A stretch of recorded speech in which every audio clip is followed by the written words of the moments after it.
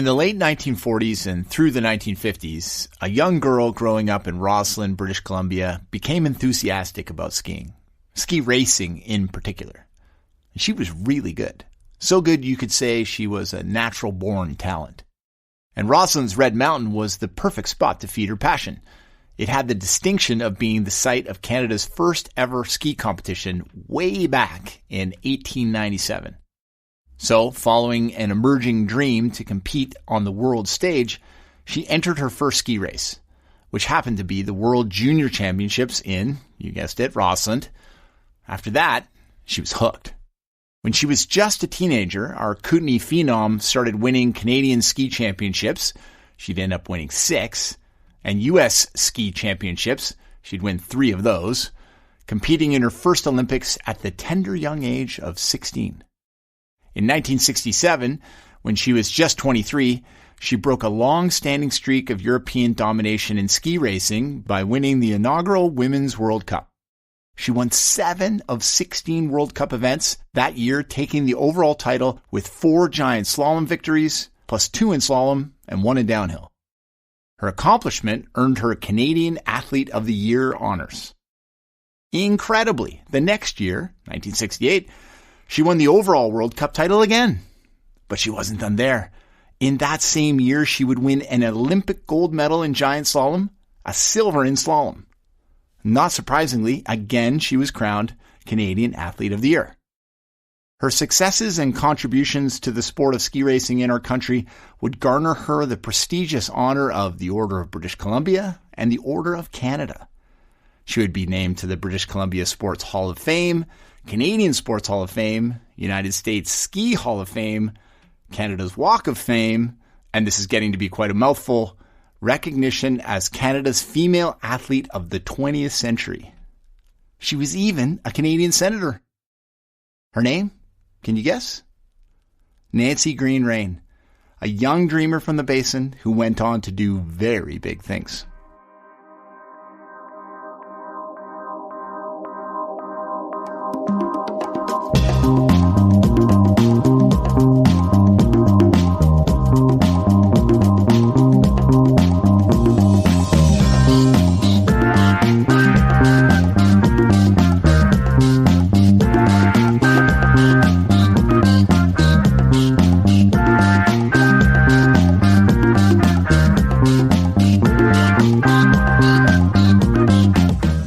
I'm Mitchell Scott, Editor-in-Chief at Kootenay Mountain Culture Productions, and this is The Headwaters, brought to you by Columbia Basin Trust.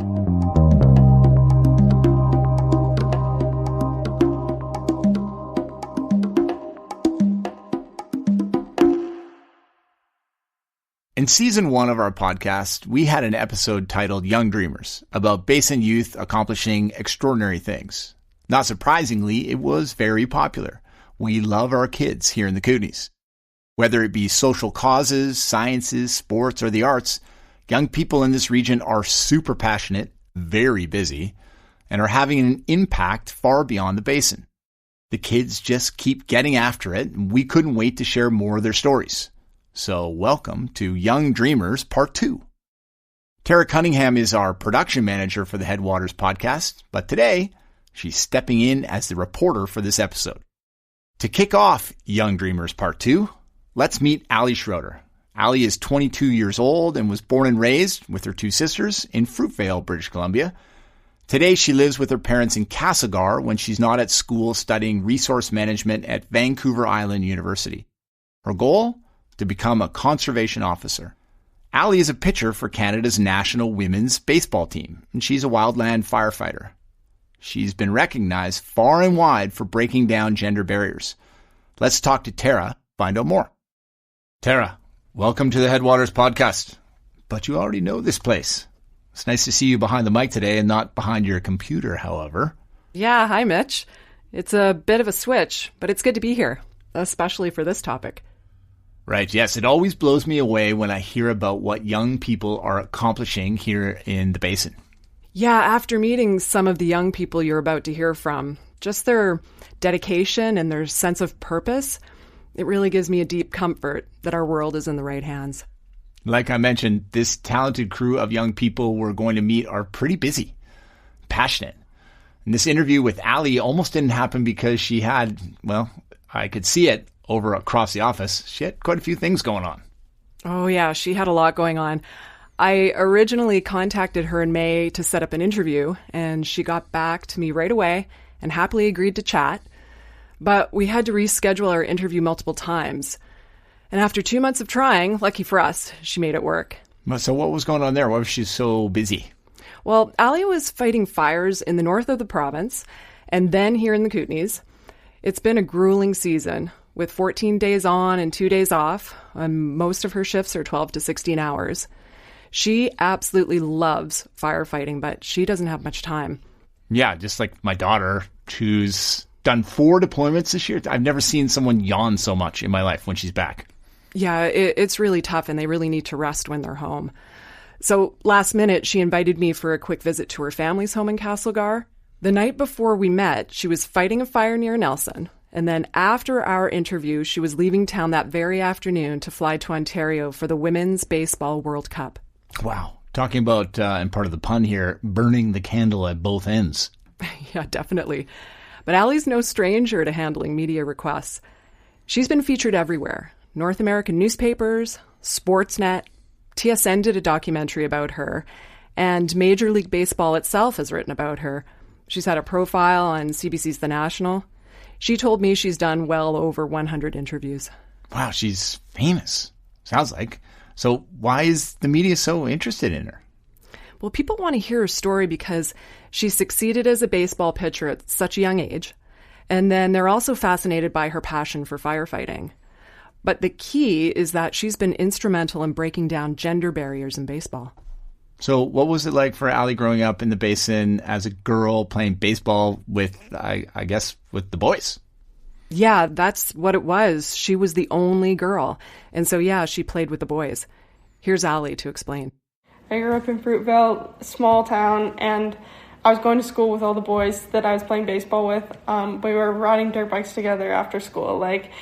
It's a very different dynamic than girls I know that have grown up in city centers. And essentially, growing up, I was just playing baseball with all my best friends. And I started playing baseball when they started playing baseball, and I was never looked at any different. So I'm really, really fortunate to have had that. That's fortunate she didn't feel singled out playing a game she absolutely loved.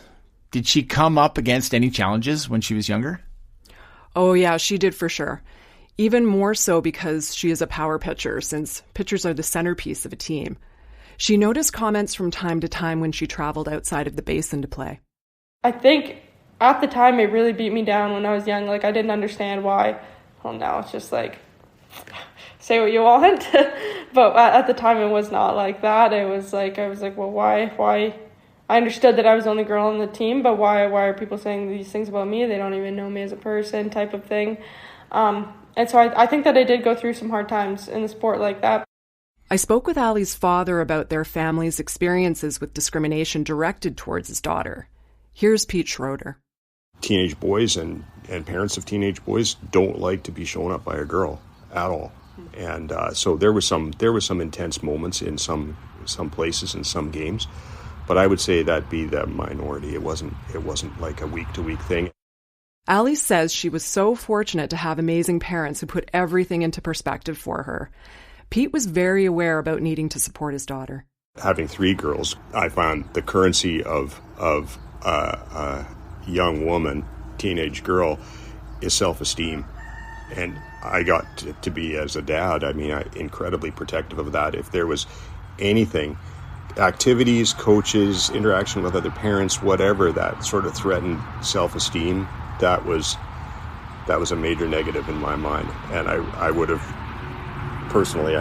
tried to direct it in a different direction very quickly, because losing self-esteem at that age is really a hard thing for a young woman. So. Ooh, sounds like quite the dad. That's some top-notch parenting. How did Alli make her way to the national women's baseball team? When she was a young teen, she attended development camps in Cuba. And then from there, she was identified by Canada's national team as a prospect. And then she made the team at just 16 years of age. 16? That's so young. I know. What's truly impressive about Alli is that in her first year in the national team, She played in the Women's Baseball World Cup, where she pitched the last half of the medal game against the United States. Crazy. Yeah, they had to pull a veteran pitcher to put her in.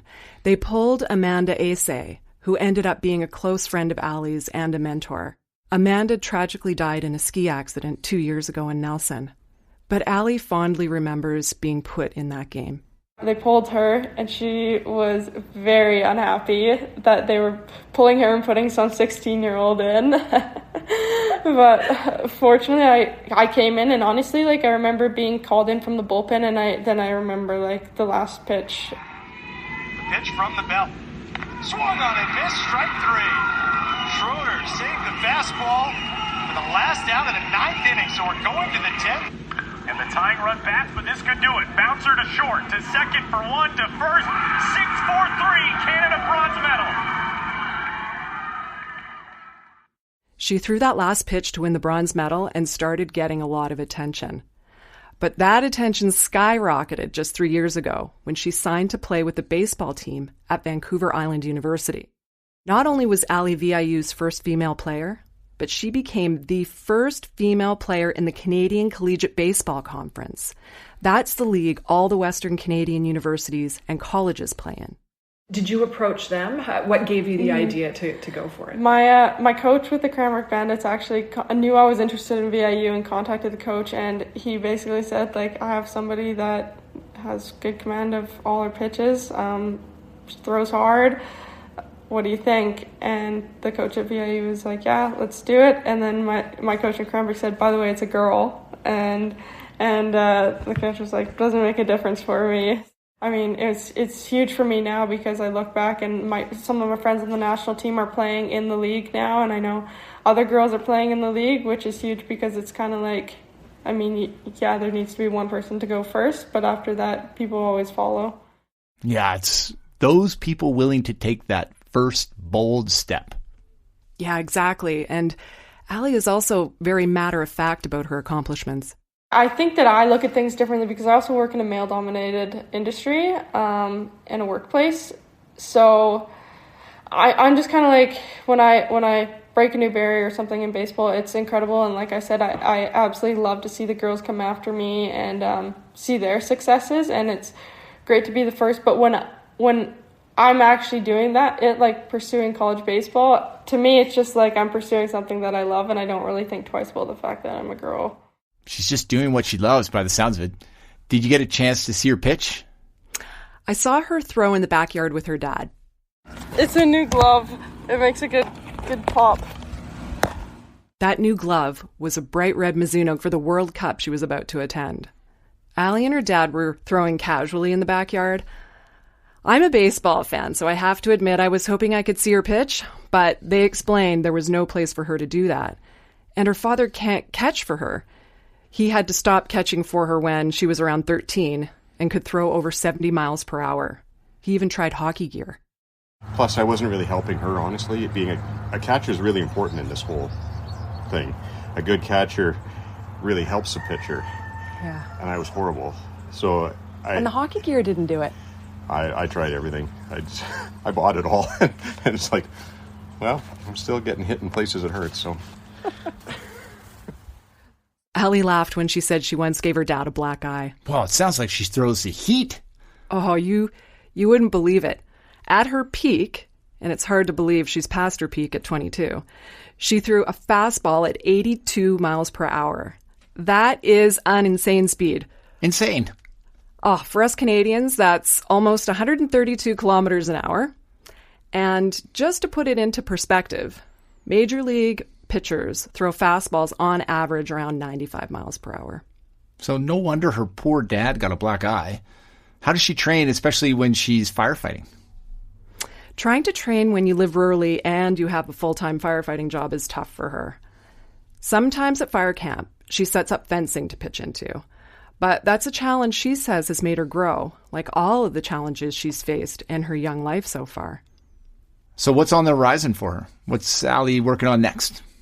Her ultimate long-term goal is to keep pushing for women's sport, for women's leagues, especially a women's professional baseball league. She loves giving back. She's helping coach the Nelson Aces, which is a girls-only baseball team in Nelson, and it's for 7 to 10-year-olds. She also helps with Little League baseball in Beaver Valley. And for now, she wants to stay in the area and work in Wildfire and keep playing baseball. What keeps me going is that I really love both of them, and I'm not willing to give up either of them. And I've had little girls or younger girls reach out to me on Instagram or whatever and say, thank you for showing me that I don't need to pick a career or my sport. And it's you really don't. If you love both of them, you just keep doing what you love, and it'll work its way out. And to that end, what do you think about that whole thing when you have young girls reaching out to you? How does that make you feel? It makes me feel like I'm doing my job as a trailblazer, for starters, and it's honestly the feeling of having a little girl tell you that they're looking up to you, or that you've inspired them is just incredible, and another reason that it makes me want to keep going with both of the avenues of my life, because it's another way that makes me feel like I'm making a difference, and not just saying I want to make a difference, but actually doing it. Wow, what an inspiration. Hey, before we say goodbye, can you tell us how the national team ended up doing in the World Cup this past August? Yes, I should update you about that. Canada was ranked 3rd going into the tournament, and they won a bronze medal again this year when they beat Mexico 4-2. Congratulations, Team Canada, and to Alli Schroder. Yes, yay, Team Canada. High fives all around. Okay, thanks for this, Tara.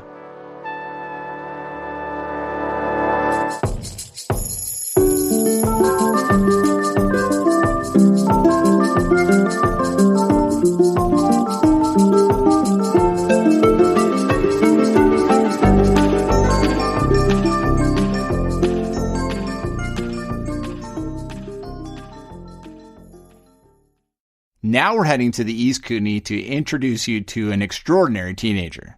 We think he may be one of the basin's most accomplished young people you've never heard of. He's a real Kootenay Renaissance man who just started his first year at the University of British Columbia. Tara Cunningham has his remarkable story.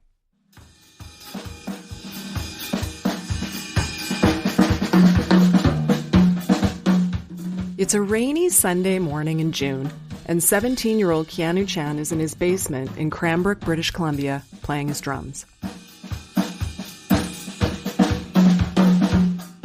He lives with his parents, 2 cats, and his older brother, who was away at school. Keanu has been playing drums since he was 10. His drumming inspirations range from Josh Dunn from the band 21 Pilots to jazz drummers like Buddy Rich.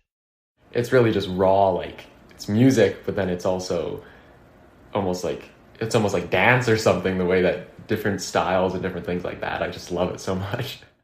Keanu's enthusiasm for his passion is infectious. Not only is he an accomplished musician, he writes poetry and even opened for famous Canadian spoken word poet Shane Khoisan when he performed in Cranbrook. He was the valedictorian this year at Mount Baker Secondary School. Oh yeah, and I should mention, he's also a sponsored kiteboarder. But for years, this humble, hardworking student has been quietly collecting accolades for one of his biggest loves, which is science. And my first project was something about water conservation and then plant growth and then a bunch of just, the classic science fair projects. And then it was once I got into grade 7 is when I started to get more towards the medical devices. That's right. You heard that correctly. Medical devices. And that is plural. In his short life, Keanu has been busy inventing. He's won medals at various national science fairs and received a dozen provincial and national science and innovation awards. He's made dozens of scientific presentations, and he's written an academic article. Those biomedical devices he mentioned, he's invented 3 of them, and 2 are specific to spinal surgery. He explains that he's wired for learning. So between studying science and sports and music and all the other things, there is no free time, but that's my choice. I don't have to be doing all of this. It's just because I love it and I like staying busy. I find that I can't just sit and rest for too long at least. I feel like I need to be doing something, getting some information, stimulating my brain. Well, it seems keeping his brain stimulated has really paid off. Keanu was selected as one of only 8 youth to represent Canada at the International Science and Engineering Fair in Los Angeles this past spring. The fair is considered the most prestigious competition of its kind in the world, hosting 1,600 youth from over 80 countries. He presented his latest biomedical device, which is designed for spinal surgery, and he calls it the Precise. And it stands for, if I can say this all in one go, Precision, Exospinal, Constructive, Innovative, Stereotactic, Evolution. You're presenting your project to people that really care and people that are also passionate about it. So because my project's in the category biomedical engineering, my judges were all biomedical engineers or professors. So they were really interested in my project, and it's exciting to be able to present my project at that level to people that come from around the world just to judge these different projects. What a week it was. Not only did he tour Universal Studios and the Griffin Observatory, Keanu received a 3rd place award in the biomedical engineering category. Just maybe we should get into this, because you have this set up here. Is this what I'm looking at, the device? Yeah, so this is Precise, as I call it. Okay, so let's talk about that. He slides his award-winning invention across the desk we're sitting at.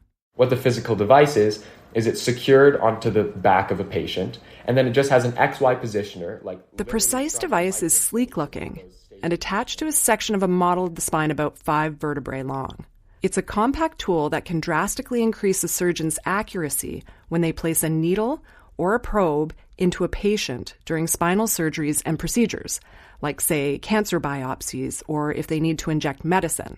So the device I'm looking at is holding multiple needles. He's designed it to improve surgical safety and also to simplify surgical procedures overall. I asked him why he built this device. All the parts that are actually inside of the spine are difficult to access because they're small areas, but also you have your spinal cord running through your back, where a misguided needle could cause permanent, severe, life-changing damage. So that's the difficulty that surgeons are currently facing. So that's why they make these $600,000 to $1.2 million devices that use a bunch of different scans. So there's only 2 of these devices in British Columbia, which are both in Vancouver. So then surgeons have to rely on these other methods, which are inaccurate. Keanu says the margin of error for these other inaccurate methods can hover around 60%, which is high. So he's done a bunch of math and statistics to address that. But my project, the reason why it's novel and the reason why it's accurate is because I found a correlation within the vertebrate spine that's never been discovered before. So using this correlation, it doesn't matter which patient you're using this procedure for, it will be accurate every single time. Not only is this a remarkable discovery, especially for such a young person, but the cost of his device? It's only $500. What happens now when you get to that level with this device?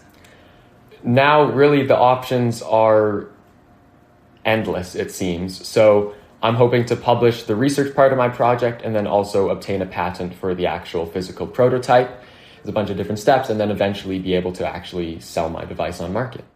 When you meet a teenager like this, you also want to meet one of their parents. Marie-Claude Frechette is Keanu's mother.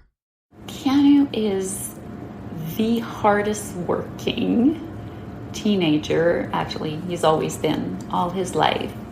Very tenacious, very will never give up. We'll keep working at it. We never pushed anything. It was Keanu that always guided us to what he needed. So he's the one that would say, okay, I want to go to school. What do I need to do for that? What do I need to do for this? Keanu gives his parents enormous credit for supporting his thirst for knowledge, and he is also very grateful to his larger Kootenay community for taking him such a long way.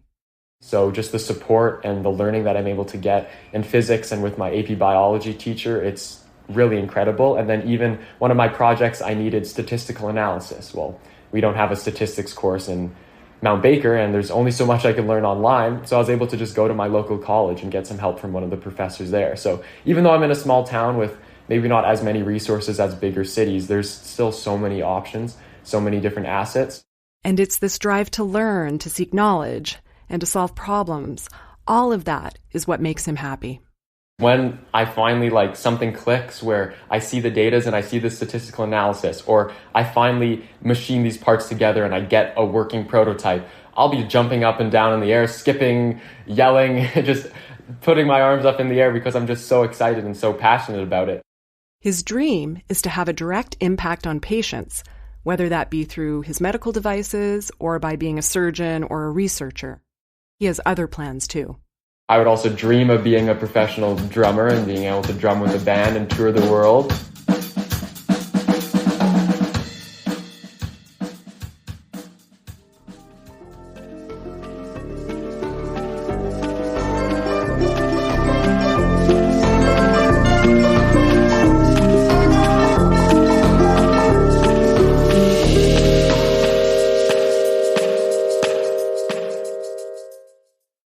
If you have kids, you know that raising a family can be an expensive endeavor.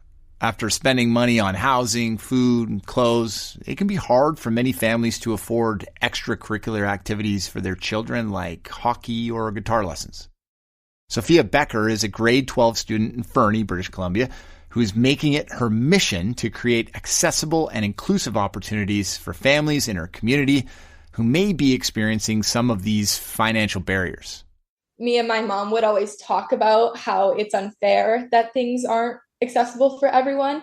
And through her, I learned a lot about like why things aren't accessible. And it made no sense to me. I was like, this is ridiculous. Like everyone should get to enjoy a sport or a program, especially if they're kids. I feel like taking that opportunity away from kids who don't necessarily have the money, but have like the passion for it is just so unfair. I just don't see how that's right. Sophia is enthusiastic about finding imbalances and coming up with solutions. She's developing leadership programs for young girls, amongst a ton of other projects. She also loves basketball. So she recently organized a sports opportunity for 11 to 13-year-old girls in her community. We'll let Sophia have the final word. So I coached basketball this year. I was out with an injury, so I decided to coach within my school. And then following that, I decided that I wanted to run a program. It was like a day camp. It was completely free. I wanted it to be super accessible for any girl who wanted to come. And it was just a day of like building confidence, working on fundamentals, and just like building that community with those girls. Actually, I had a lot of them say like their little sisters wanted me to run something like that for them. I've played sports my entire life, and I know how expensive they can get, and I know that not everyone can afford them. I grew up with lots of kids dropping sports because of how pricey they were, and I think it's really important to make sure that everyone can come, and it can be inclusive, and it can be accessible, because it shouldn't just be all about money. These are programs that everyone should get to enjoy. It helps them grow. It helps them learn. It's important.